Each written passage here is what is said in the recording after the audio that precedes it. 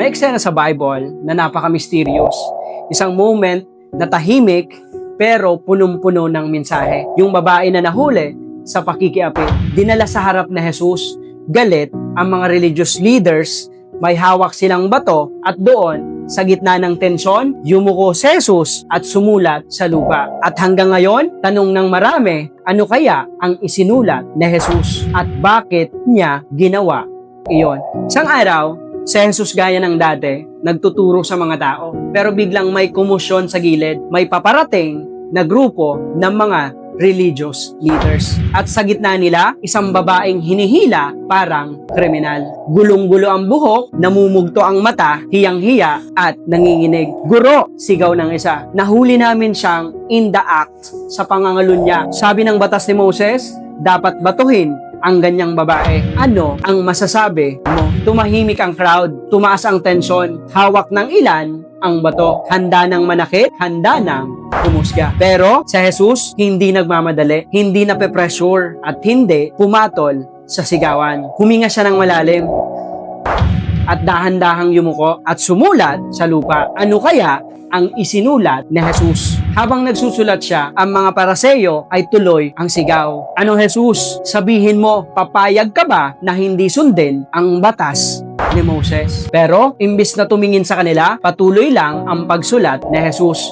Dumi ng lupa, daliri niya, tahimik, pero matalim. At doon, nagtatanong ang mga tao, ano kayang sinulat ni Jesus? May isa nagsabi, baka mga kasalanan natin. May isa namang bulong, parang Jeremiah 17:13. Those who turn away from God will be written in the dust. May isa namang nag-isip, baka yung mismong law ni Moses para ipakitang incomplete ang paghatol nila. Hindi sinabi ng Biblia kung ano, pero isang bagay ang sigurado. Kung ano man ang sinulat niya, tinamaan sila. Isa-isa silang natahimik. Pagkatapos magsulat, tumayo si Jesus, tiningnan ang bawat accuser sa mata. At sa isang linya, binago niya ang buong eksena. At ito ang sabi niya, ang sino mang walang kasalanan, ang unang bumato. Tahimik, walang nag-angat ng kamay, walang naglakas ng loob, tumingin kay Jesus. Hanggang sa may naglaglag ng bato, isang matatanda ang unang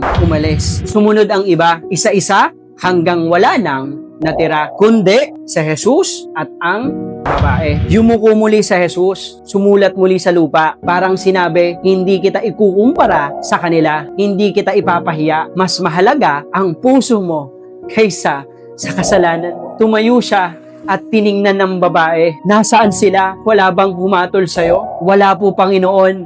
Mahinang sagot ng babae. At ngumiti si Jesus, isang ngiting puno ng awa at hindi panghuhusga. Kung gayon, hindi rin kita hinahatulan. Umuwi ka na at huwag ka nang magkasala. Ito ang kwento ng isang Diyos na kayang tumigil sa gitna ng galit ng tao para ipagtanggol ang isang makasalanan. Isang Diyos na hindi nakatingin sa bato sa kamay mo, kundi sa puso mong sugatan. Isang Diyos na kayang isulat ang totoo, hindi para ipahiya ka, kundi para palayain ka. At ngayong araw, kapag nahulog ka, kapag nagkamali ka, kapag dinala ka ng mundo sa harap na Jesus, hindi niya hawak ang bato, hawak niya ang kamay mo at sasabihin niya rin sa'yo, hindi kita kinukundina.